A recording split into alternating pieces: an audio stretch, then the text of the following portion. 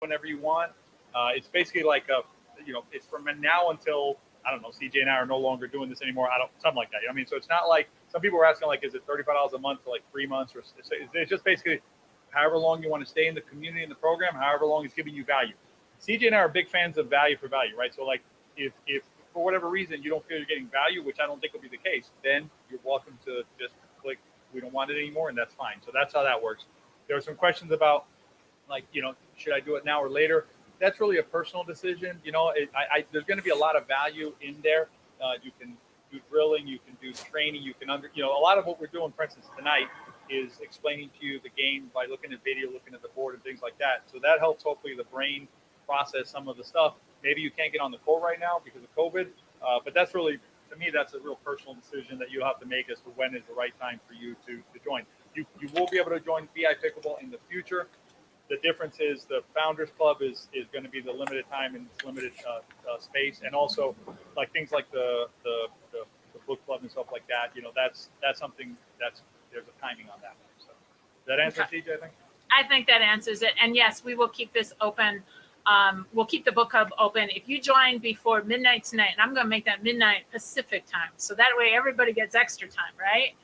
If you join before midnight tonight, you can take advantage of the book club. But let's get into, we'll continue to answer. So if you do have some questions about the program, please make sure you ask those as well. We are going to jump in to some of these questions, and we're going to specifically tackle the ones about the power moves here, and really kind of do a deep dive into those power moves. Because don't forget, Tony and I actually have 3 other webinars where we have different topics coming up over the next several days. And I know you've been on my email list, our email list, and that's how you've gotten a hold of this. So you're welcome to come on back. If we didn't get a question that's not power move related, come on back for those other webinars.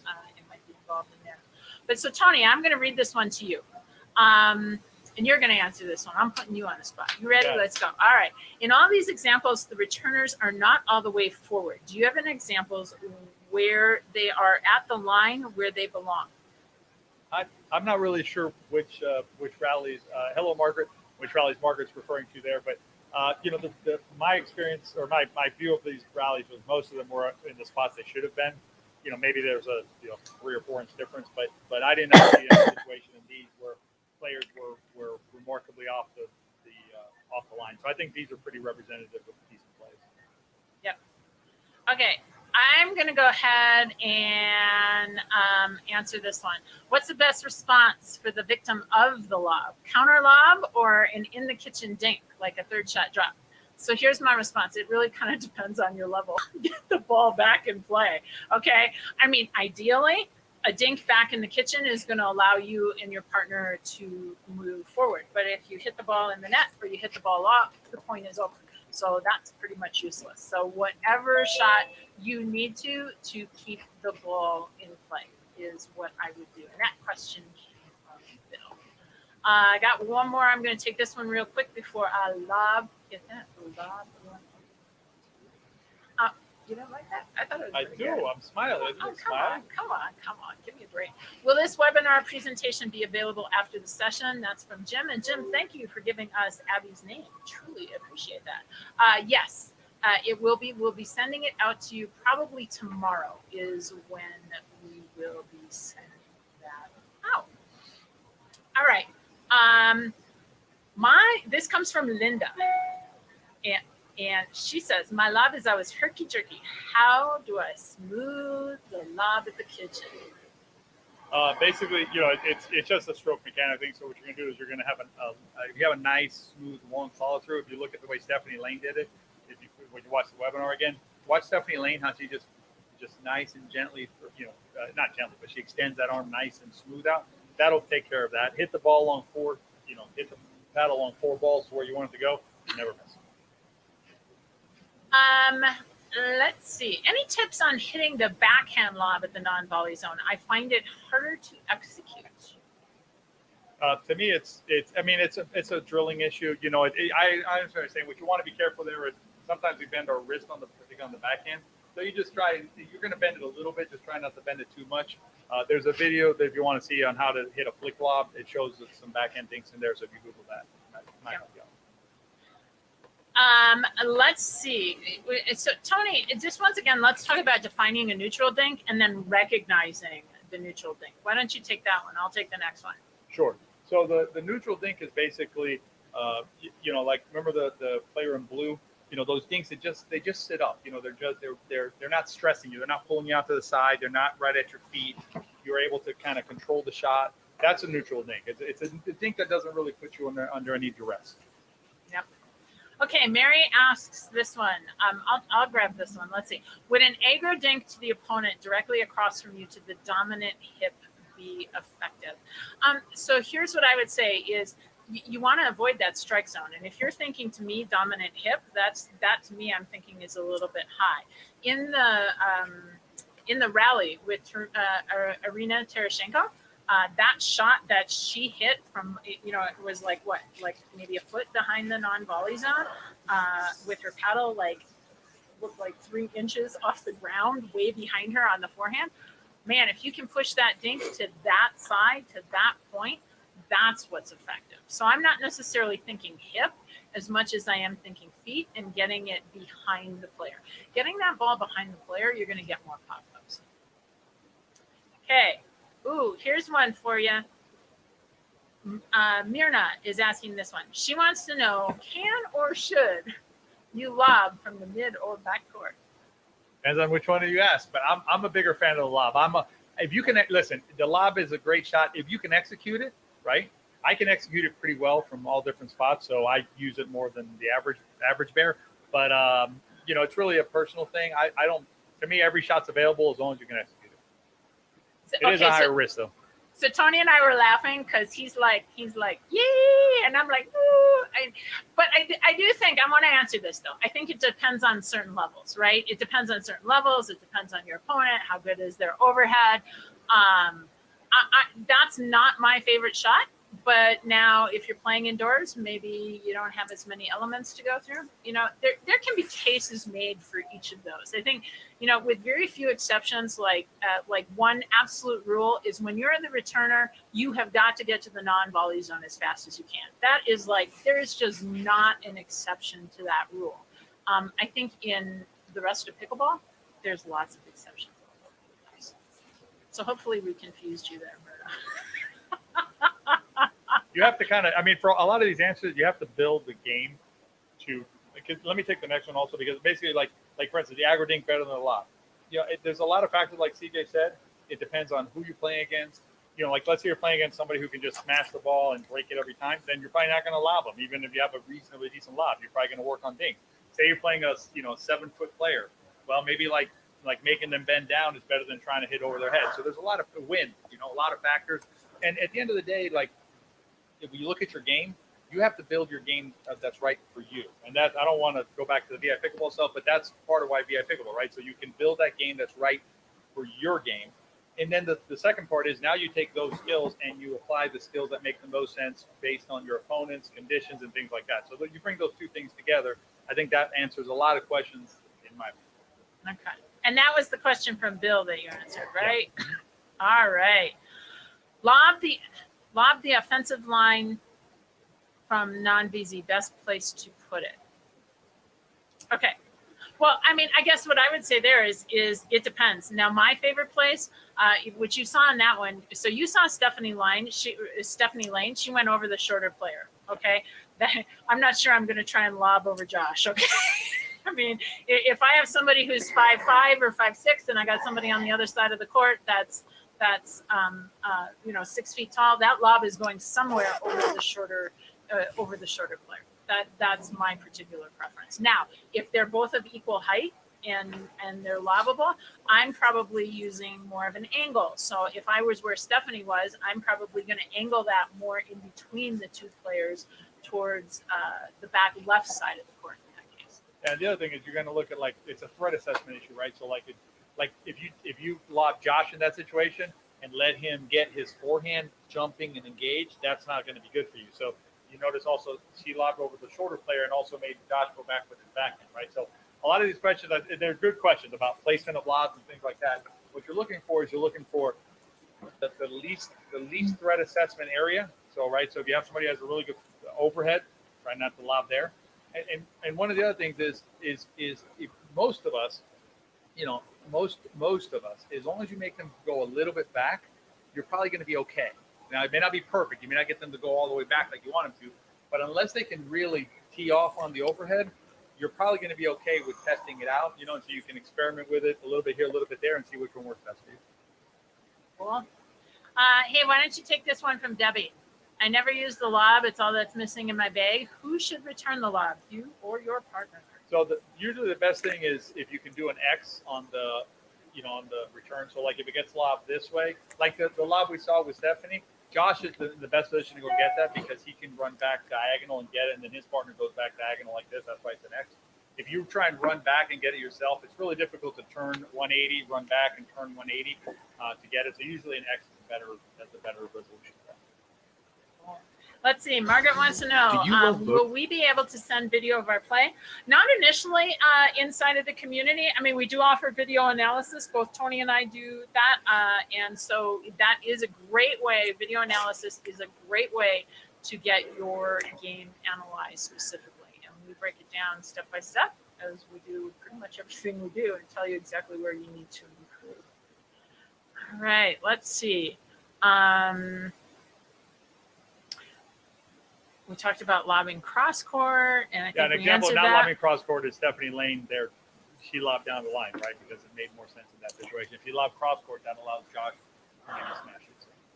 So, great situation. What are the pros and cons for the lobs person returning the lob? For the lob person, okay, so the worst thing is you got to go back, right? So you got to give up your position. That's why the lob is really such an interesting shot because it forces the hand of the opponent.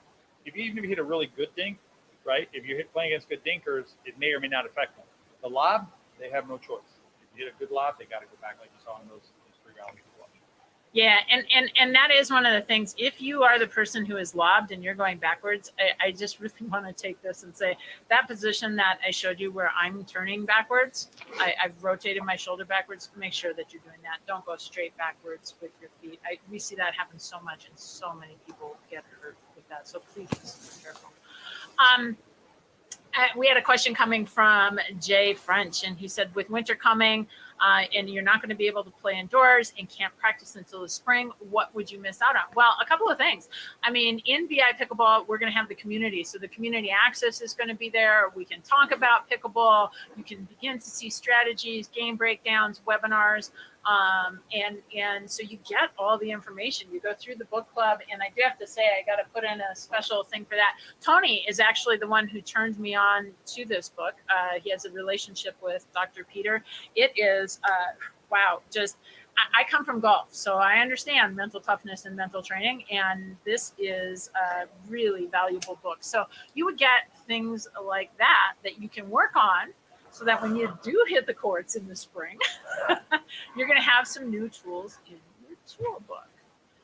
All right. Yeah, we're trying to bring you guys like a very holistic view of pickleball, mental, physical conditioning, pickleball technique. So.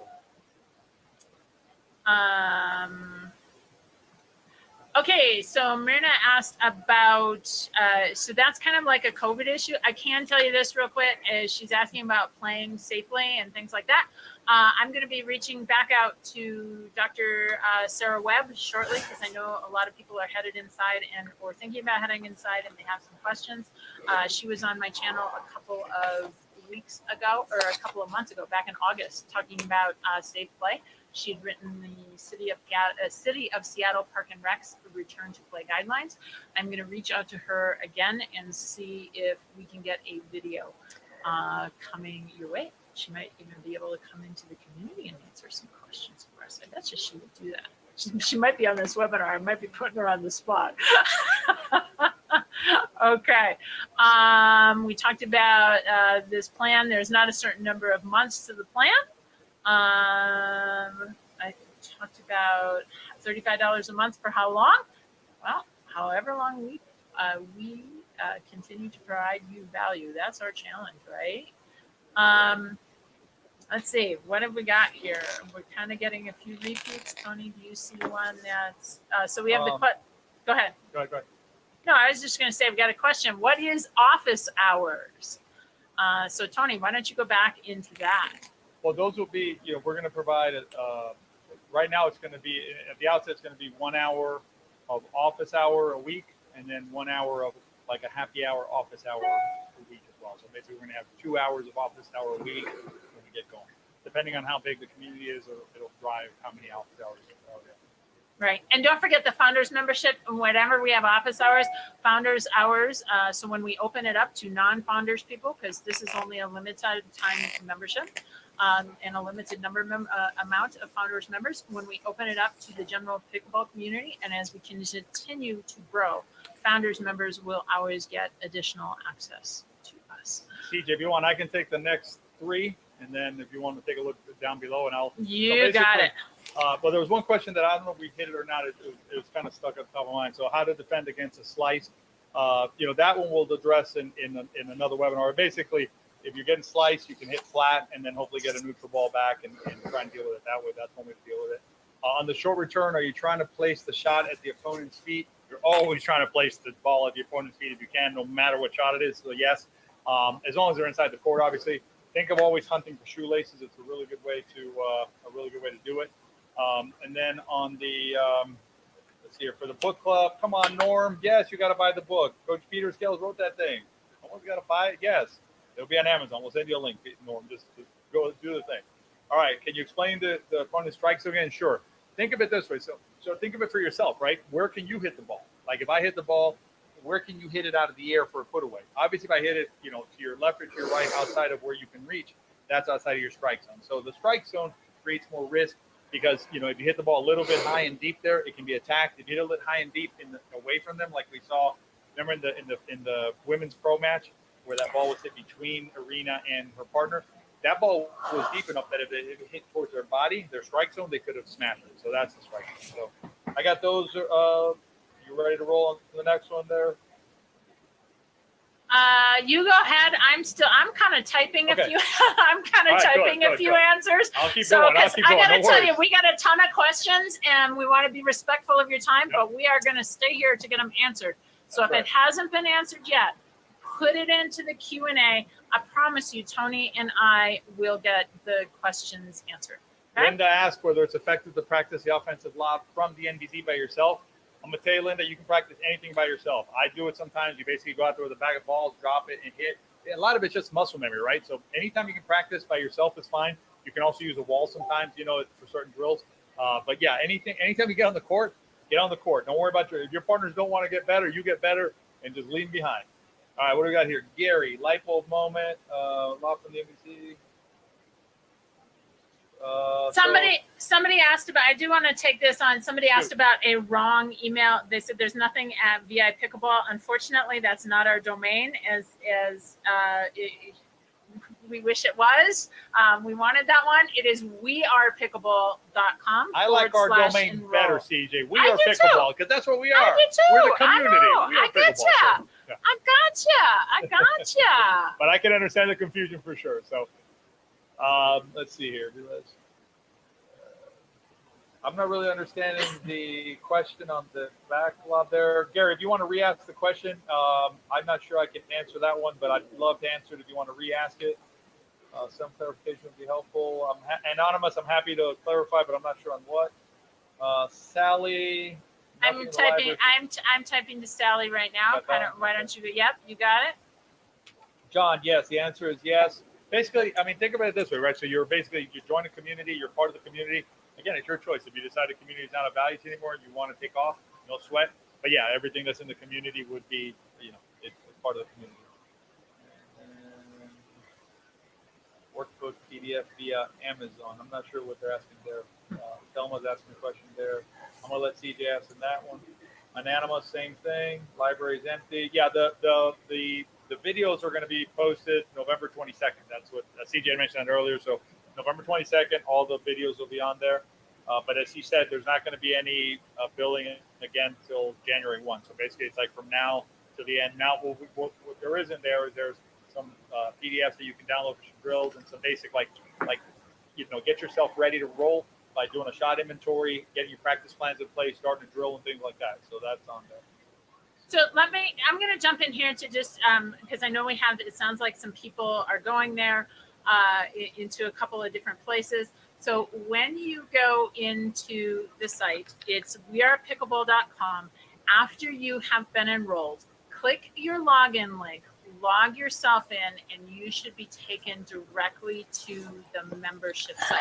There's one lesson in there right now. That's a welcome video plus some PDFs from Tony and I.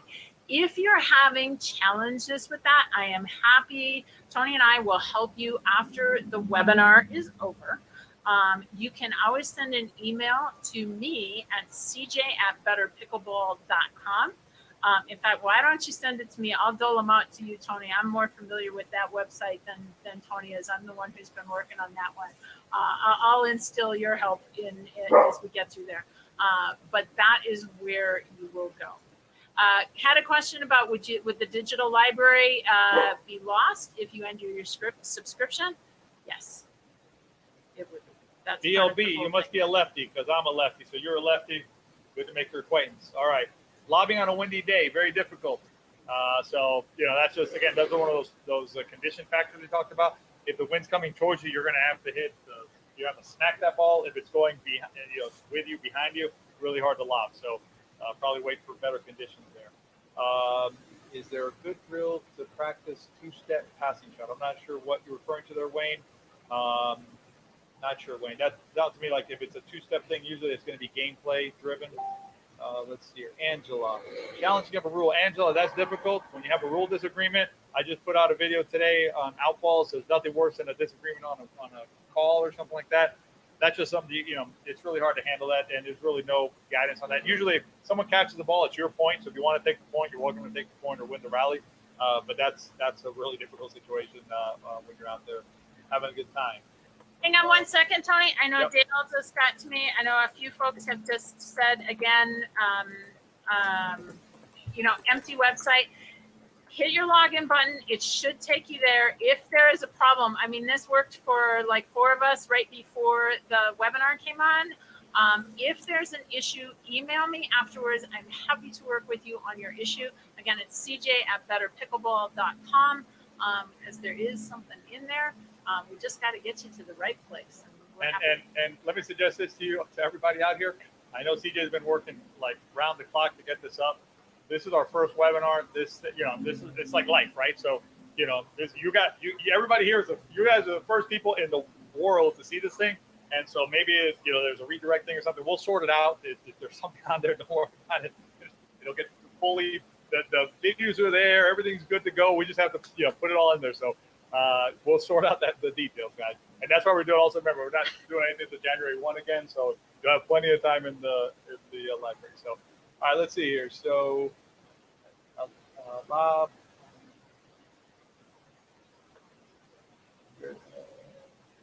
Yes, Gary. You're asking a question about the height of the lob. Yeah, yes, and it depends on wind and things like that. But certainly, your trajectory from the baseline to baseline is going to be larger than or higher than from front to back. Yes, you can hit a 45-degree though. Yes. Tony, when you do that, nobody can see that question that's being answered. So can you I'm sorry. So can you please just give the overview? Because I'm learning too, right? I'm going. What is he talking about? The question Gary asked was about a lobbing from the baseline versus lobbing from the NBZ, and I'm paraphrasing, but basically like in order to get over the opponent's head, right?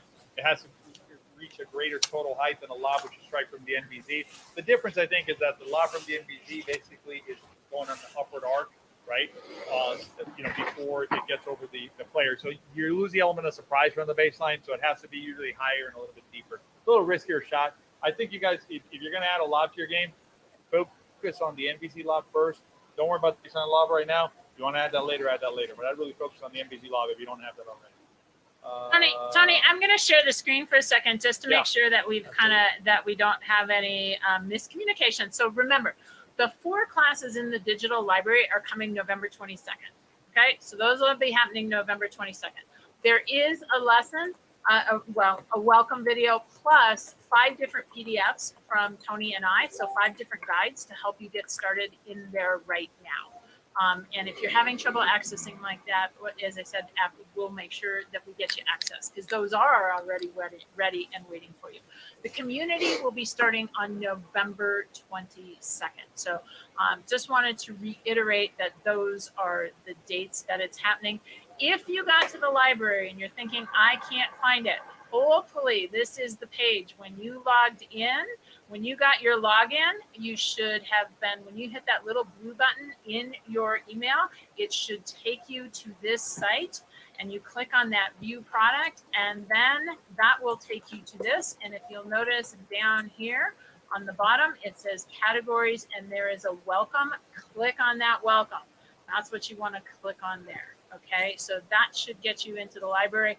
Like I said, afterwards, I will make sure to help anyone who has an issue in there. All right, you want to go back to a couple of questions? Sure. I'm gonna let you answer, Pat, and then I'll do. Thank you, Sally, for the explanation. That I appreciate you working through the clicks and all that. So really appreciate you sharing that. Let's see here. There's a question. I see that some of the aggro dinks are not even in the NVZ or in the non-volley zone. So positioning appears to be more important than keeping it short. Angle of shot or placement of shot is super important. Think of short dinks or the dinks that are in the first 50% of the non-volley zone. Okay, let me explain it better. So between the net and the non-volley zone, 7 feet. So short dinks that are like say within 4 feet of the net, so in the first part of the non-volley zone, are generally more defensive dinks, right? So those are dinks that you're saying, I'm in trouble, I don't like what's going on, let me reset the situation. Aggro dinks are more offensive, so usually they're going to be deeper dinks. Sometimes they'll be into the foot of a player, or they'll be into the areas I showed you. So in the corners or in the middle, those are really good aggro dink spots. Okay. I know some people have still had some problems. Like I said, please reach out to me at cj@betterpickleball.com. I'll make sure that everybody gets access to it, to the site. Tony, are we getting through? I think so. The other questions were about the. There is one more question about how they can get more information about VI Pickleball, Pat Russo. And you said that we're going to be sending out the webinar in the next day or so. So basically, you should get an email, I believe, Pat, that'll have the information in the webinar. If you have more questions, obviously reach out to us, but this should be in there. I think it'll answer a lot of your questions. Absolutely. And like Tony said, we're going to get that webinar replay out sometime tomorrow, sometime within the next 24 hours. It's got to get processed. That whole fun stuff. Yep. Okay.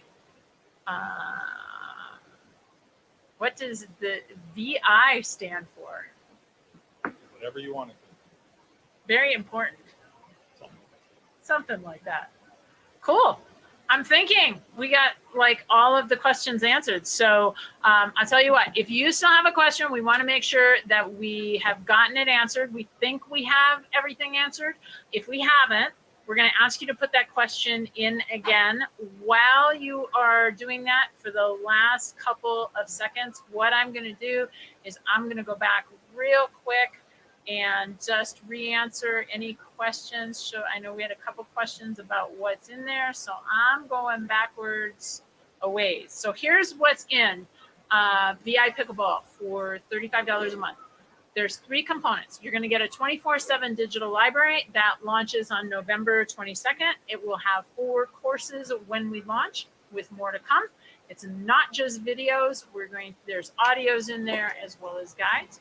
Inside of the community, there's a live coaching component. You'll be able to access office hours with Tony and I. So you get live coaching from us. And then as well in the community, you're going to have a variety of resources, webinars, game breakdowns, a variety of things for us to help you with your pickleball game. Now, if you decide you want to be part of the Founders Club, right now, we're going to have a limited number while we launch this. Like I said, we have today, we have a couple more webinars, but we have a limited number of Founders members. If you do that, you're going to get an additional monthly webinar, which that means 2 coming your way. Those are going to be starting on December 8th, and the Founders webinars will be the second Tuesday of every month. You'll get early access to Tony's book, Project 4.0, as soon as he finishes the chapters, and we can read them. They'll be sent out to you. And then as a bonus, no matter how big this community gets, if you are a founders member, you're going to get additional access in terms of the office hours. So you'll have that as well.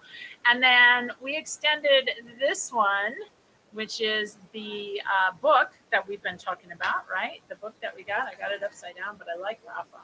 I like Rafa. We are going to do a Founders Club book study starting on December 1st. And so as long as you join today, we will get you in on the Founders Club. And that's $35 a month. You'll be billed now, and you will not be billed again until January 1st. And then it's $35 a month every month after that. Okay. Bob, I see your issue about time zone.